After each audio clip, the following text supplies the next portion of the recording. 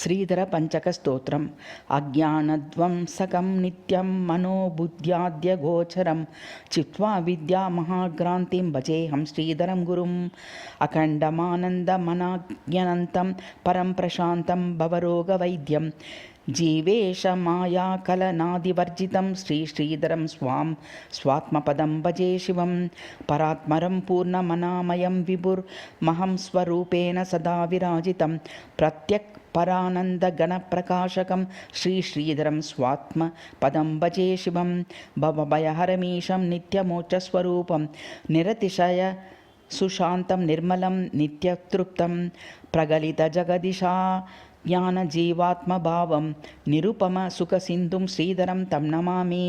करचरणविहीनं कल्पनातोतमेकं निरवधि निजबोधं शुद्धचिन्मात्ररूपम् अनलतरणिचन्द्रे सर्वदानैव भान्तं निरुपमसुखसिन्धुं श्रीधरं तं नमामि ईश्वरप्रेरितं स्तोत्रं शुभं श्रीधरपञ्चकं ये पठन्ति मुदा भक्त्या ते प्रयान्ति परं पदम् इति ब्रह्मसौ सावित्री भगवतद्वारा प्रवर्तितः श्रीधरपञ्चकस्तोत्रं सम्पूर्णम्।